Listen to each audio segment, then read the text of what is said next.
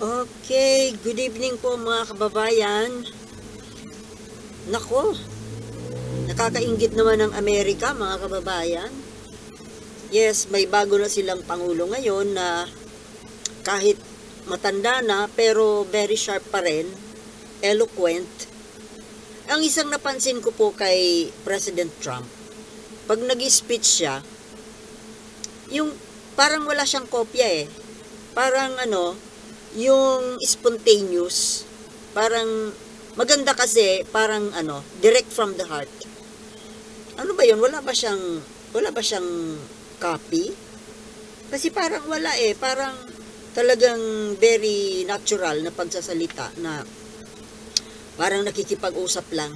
Hindi kagaya ng ibang mga politiko, lalo dito sa Pilipinas, di ba? Pag magsalita, parang yung pasigaw, very aggressive, grandstanding, di ba? At saka, ang malaking pagkakaiba niya kay dating President Biden, si Biden kasi, pag nag-speech, nagbabasa, binabasa niya yung speech niya na nasa podium. Kaya nakatungo. Hindi po maganda tingnan eh, kasi, di ba, nag-speech ka, nakikipag-usap ka sa audience. Kausap mo yung audience. Pero, hindi ka naman nakatingin sa audience. Kasi maganda yung nakatingin ka sa kausap, which is yung audience. Hindi mo maganda yung speech na binabasa. Pero yung speech ni Trump, napakaganda pakinggan kasi very natural, parang hindi nga, walang kopya. Siguro kung may kopya man yon na nasa teleprompter, hindi halata. Yung ibang naging presidente natin pag nagbabasa sa prompter masyadong halata. Diba? Alam nyo, siguro ko naman narinig na nating lahat yung speech, yung inaugural speech ni Trump. Ako nagustuhan ko talaga. Inulit ko pa nga parang hindi nakakasawa pakinggan. Simple lang, walang arte, tapos direct to the point.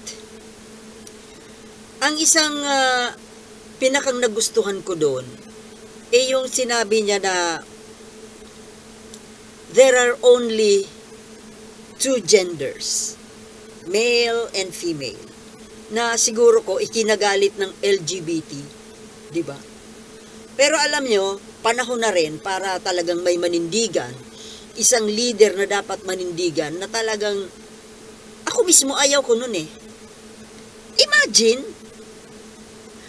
mag-create ka ng sarili mong gender, yung gender na ibinigay sa iyo ng Diyos, pinakialaman mo. I have nothing against sa mga LGBT personal. Ang sa akin lang po, hindi naman natin kasi masisisi kung ang isang tao ay ipinanganak na talaga namang, anomaly ng nature. Siyempre, hindi naman nila ginusto yan. Pero, nandoon pa rin ang katotohanan na kung ikaw ay lalaki, lalaki ka. Babae ka, babae ka. Pero kung halimbawa, iba ang pakiramdam mo, kung babae ka pakiramdam mo ikaw ay lalaki, or vice versa, kung ikaw ay, di ba, dapat sinusulo na lang yun. Ang pangit kasi, lalo na dyan sa Amerika, na talagang lantaran at parang ipinagmamalaki nila yung pagiging bakla. Tapos, masyado ng bastos. Di ba yung mga gay parades nila? Hindi talaga maganda Parang napaka scandalous. Masyadong scandalous. Na parang baboy, nabababuyan ako. This is nothing personal doon sa mga LGBT, Pero sana, kumilos ng ako personally, hindi ko sinisisi kung naging ganito ka, naging ganyan ka. Pero sana, wag namang Parang nakakabastos na kasi. At saka yung biruin mo, meron bang ganun? Ikakasal parehong babae, ikakasal parehong lalaki. Di ba? Parang pang ano yun eh. Parang hindi talaga okay. Para sa akin hindi siya okay. Kalukuhan yun. Ang kasal ay talagang between male and female lang talaga. Para sa akin. Ha? Kaya hanga ako kay Trump. Ano kasi siya eh, religious na tao eh. Maka-Diyos kasi si Trump eh. Itong tungkol sa mga yung lumalaganap na pagka bakla or tomboy na kalat na sa ibang bansa, sa buong mundo. Saan ba nanggaling kasi yan? Sa Amerika. 'Di ba? Ang culture ng Amerika, sila ang promotor ng lahat na klase. Pag ginawa sa Amerika, susunod yung iba, yung ibang bansa. Kita mo, sa Taiwan nga eh. Yung mga talagang ng Amerika, tawag dito, super kaalyado, di ba kung ano ang ginagawa sa Amerika, ginagawa na rin nila. Dito lang sa atin, dahil kaalyado tayo, sumusunod tayo sa kultura ng Amerika, di ba kahit na ibinagbabawal ng simbahan, yung kasalan ng same-sex marriage, wala naman talagang ganun eh. Hindi naman talaga dapat talaga. Well, kung people of the same gender, kung gusto nilang magsama, hindi magsama sila. Huwag naman sanang idadamay pa yung, kasi para sa akin, yung marriage is sagrado eh. Huwag namang babuyin. Di, kung nagmamahalan kayo, pareho kayo ng gender, di, magmahalan kayo. Pero wag namang masyadong lantaran na parang bulgar naman masyado. Yung parang ipinagmamalaki. Tuloy, itong ginawa ng Amerika na pagkukonsinte dito sa, ano bang tawag dyan, yung woke na yan, mas lalong dumami. Kahit na yung hindi naman talaga inborn, wala akong dun sa talagang inborn na mga, marami naman pong mga gay na disente kumilos. Tingnan mo si Boy Abunda. 'Di ba? Gay si Boy Abunda pero hindi siya nagdadamit hindi siya nagpapalda. Panlalaki pa rin ang niya at disente siyang tao. Sana ganun. Wag naman yung Sus Maria Josep. Ewan. Parang pagsusuway na talaga ito sa Diyos eh. Ngayon, salamat naman at dumating si Trump at talaga pinagbabawal niya to. Pero siyempre, for sure, maraming galit kay Trump na mga LGBT. Pasensya kayo. Hindi naman talaga maganda yung mga ginagawa ninyo eh. Biruin mo yung mga gay parade na yan. Parang, tapos yung mga pinaggagawa dyan sa mga pambababoy na, pambabastos ng mga gay, kahit na gay ka, pero maging disente naman. Yun lang naman sana. Huwag namang, Sus Maria Josep. Kaya nagagalit ang Diyos eh. So, ito na nga po. Alam niyo, nakakainggit ang Amerika. Naiinggit ako sa mga bansa na may matitinong leader. Di ba? Kayo ba hindi naiinggit? Tingnan mo, kahit na magkakalaban sila na sa politika, pero walang bastusan. Nakagaya ng nangyayari dito sa atin. Diyos me. Kahit na wala na sa posisyon, ang feeling presidente pa rin. Diba? At nangingialam. Panay ang pakialam sa namumuno, sa kasalukuyang namumuno. Lipas na. Tapos ayan pa na gusto pang patalsikin yung nakaupo na pangulo dahil gustong iupo yung anak niya. 'Di ba? Sobrang bastos. Pero sa Amerika tingnan mo, kahit na magkakalaban sila nung eleksyon, nung kampanya, Pagdating dito, tingnan mo, very civil sila. Nag-attend yung, gano'n naman talaga dapat sana, di ba? Yung outgoing president and vice president, mayroon talaga dapat na seremonyas. Kagaya nung ginagawa sa Amerika, yung parang departure ceremony. At talagang dapat nandoon nag-attend sa inauguration ng papasok na incoming president, yung former president and vice president. Dapat present. Tapos may yung talagang peaceful transition ng government. Pero dito sa atin, tingnan mo nangyari nung 2022. Nasaan yung dating Pangulo? Hindi man lang umattend doon sa inauguration. Di ba bastos? Bastos masyado. Dapat nandoon siya noon eh. Yung vice president ba nandun? Si Lenny? Hindi ko maalala kung nag-attend din si Lenny. Parang wala siya noon eh. Hindi maganda. Parang maganda talaga yung sistema ng Amerika pagdating sa politics. Maraming magagandang sinabi sa speech itong si Trump eh. At ang isang maganda doon, siyempre, maganda yung sinabi niya tungkol sa mga wars. 'Di ba? Yung sabi niya na hindi importante kung nanalo ka sa gera. Ang importante yung may gera na binigyan mo ng katapusan at yung gera na hindi mo sasalihan dahil wala ka namang pakialam. Pero medyo parang yun kung iisipin natin yung sitwasyon natin sa Pilipinas,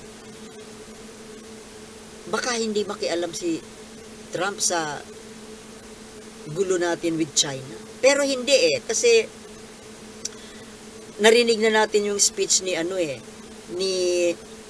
Secretary of State Marco Rubio na 'di ba binantaan niya ang China na kung gusto ng China na maging maayos ang relasyon ng Amerika at China, tigil-tigilan ng pambubuli sa Pilipinas at sa Taiwan.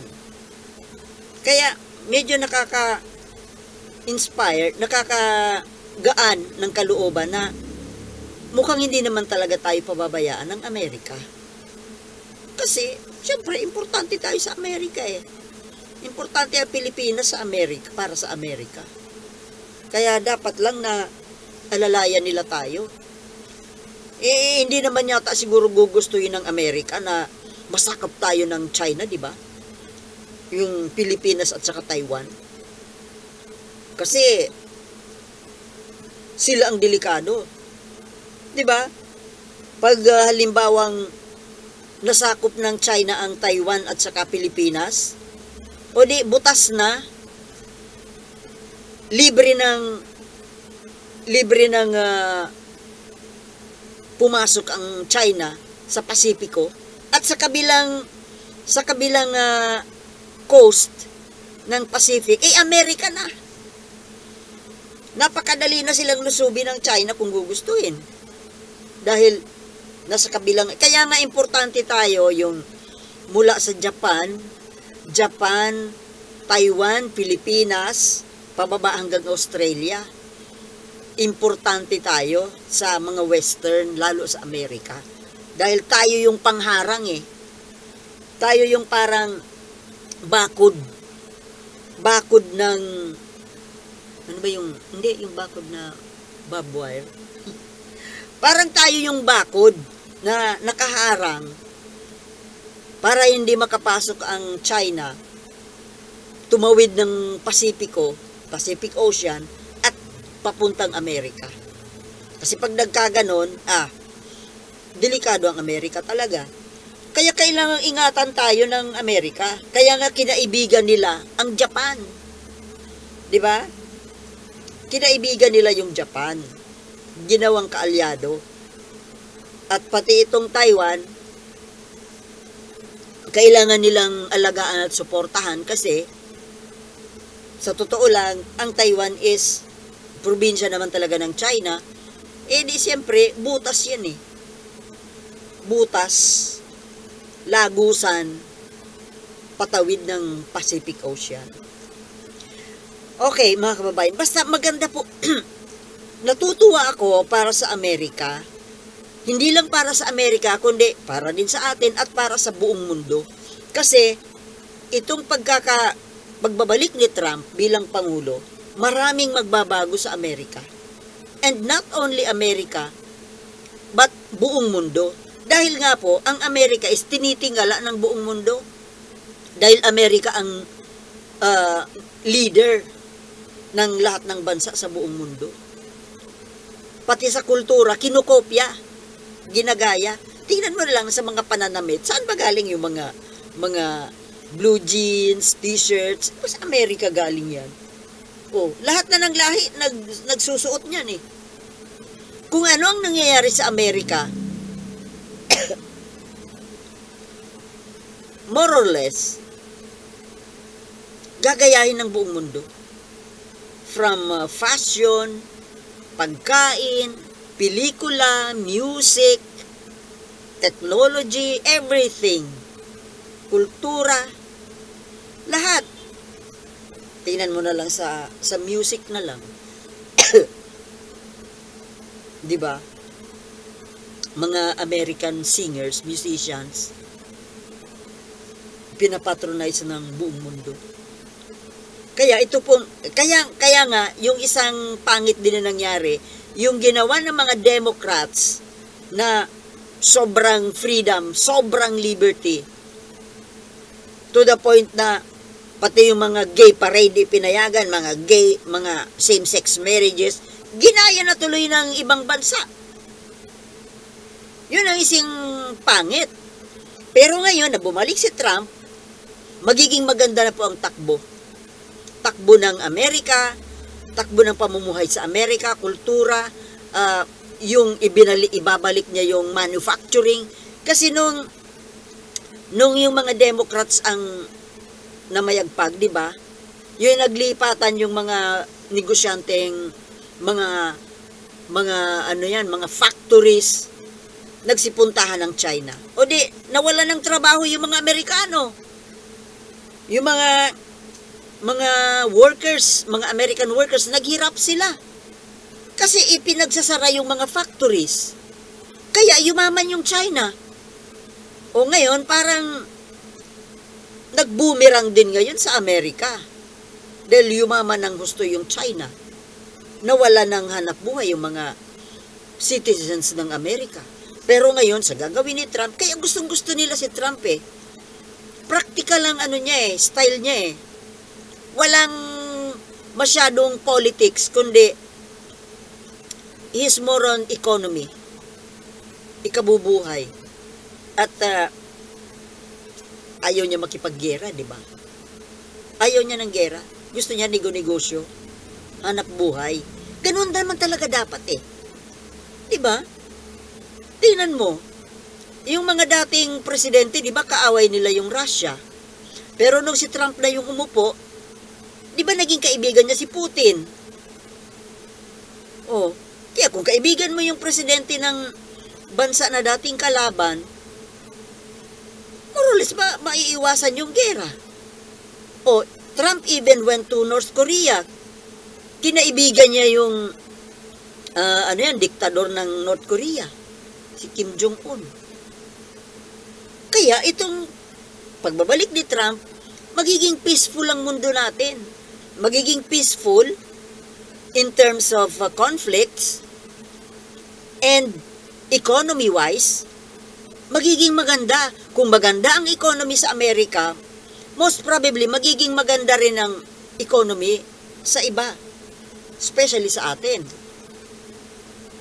Ang hindi lang magandang balita si Trump sa mga illegal immigrants, sa mga TNT. Bawal naman kasi talaga. Kung bakit kasi, matagal na rin lang kayo nandiyan sa Amerika, bakit hindi pa ginawang legal ang stay? Diba? So, siguro ko naman mula ngayon, medyo mababawasan ng mga conflict, mga gera-gera. Dahil si Trump ayaw niya ng gera. Although hindi naman sila magpapabaya dito sa West Philippine Sea. At si Trump, ito ang tao na may isang salita, tingin ko. Pag sinabi niya, gagawin niya. Pinapanindigan niya. At isang pinakamaganda na mangyayari sa Amerika because of the comeback of Trump ay itungkol sa faith, sa religion. Yung pagbabalik ng pananampalataya sa Diyos, yun ang pinakamagandang mangyayari dito sa pagbabalik na ito ni Trump. Dahil si Trump, maka-Diyos. Kita mo yung sabi niya, ibabalik niya yung nawalang pananampalataya ng tao, ng mga Amerikano sa Diyos. Kasi noon yung mga Democrats ang namamayagpag dyan eh. Naging wild yung tao. Naging wild. So much freedom na naging mga mukha ng mga siraulo. Naging gago na yung mga tao.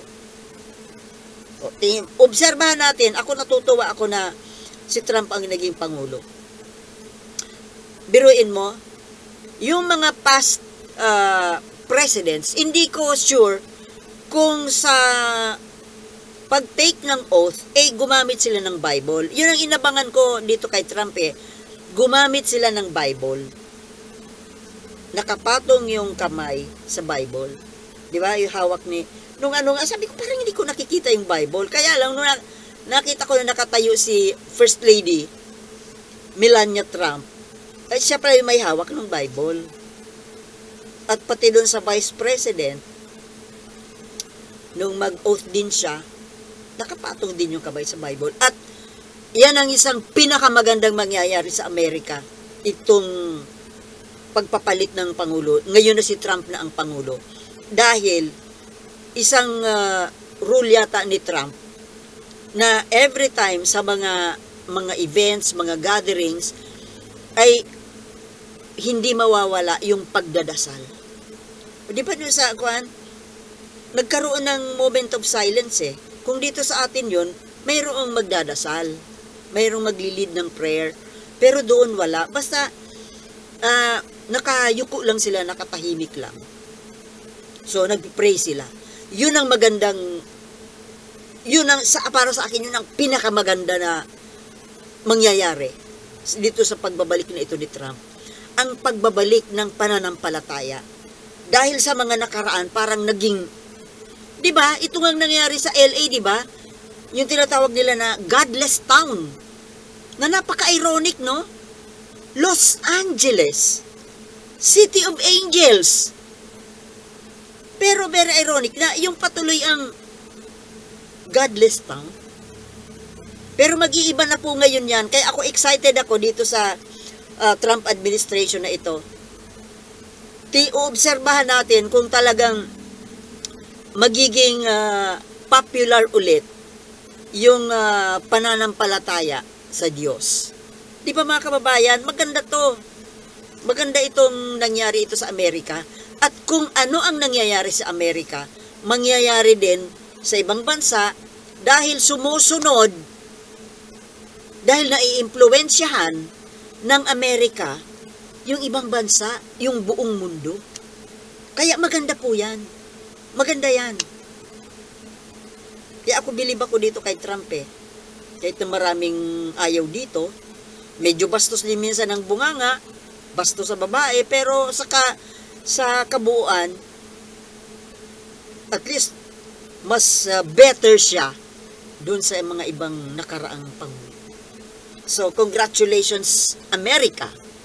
Pero syempre, congratulate din natin ang ating mga sarili dahil, syempre, kaalyado natin yan So, hanggang dito na lamang po mga kababayan. Siguro ko naman kayo, natutuwa din kayo na si Trump na ang uli ang presidente.